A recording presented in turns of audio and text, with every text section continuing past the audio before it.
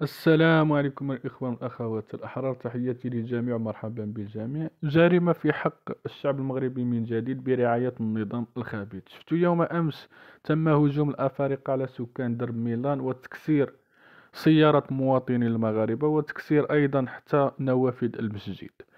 علاش كنقولوا برعاية النظام الخبيث؟ لأن شفنا هاد الفوضى اللي كيقوموا بها الأفارقة تجاه المواطنين المغاربة، وشفنا أيضا حتى المواطنين كيطالبوا بترحيل هاد الأفارقة. لكن النظام الخبيث شفتو غير يوم أمس من بعد ما الفوضى اللي داروها في درب ميلان، شفتو المعاملة ديال القوات القمعية مع هاد الناس اللي داروا فوضى وكسروا وضيعوا الناس في ممتلكات ديالهم.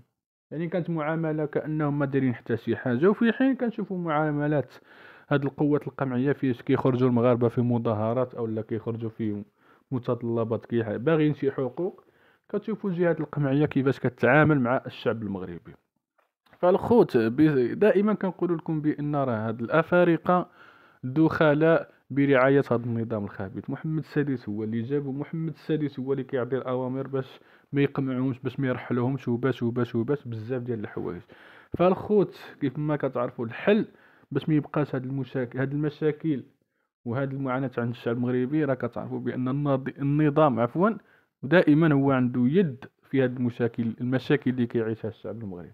يجب تغيير النظام الملكي إلى نظام جمهوري. النظام الملكي أو النظام القائم حاليا هو اللي كيجيب هاد المشاكل للشعب المغربي، هو اللي كيخلي الشعب المغربي يعيش في ضغوطات ويعيش في واحد الويلات. فهذا اش كنقول لكم، الحل الأول والأخير هو تغيير النظام الملكي إلى نظام جمهوري.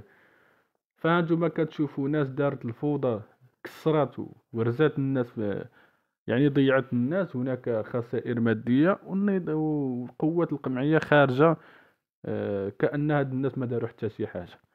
فالخوت كيف ما كنقول لكم دائما، خرجوا في فاتح ما يطالبوا بإسقاط هذا النظام الخبيث اللي كتعرفوا هو سبب المشاكل والمعاناة عند الشعب المغربي. فاتح ماي يجب على الشعب المغربي يخرج ويثور في وجه هذا النظام الخبيث اللي هو سبب المشاكل والمعاناة.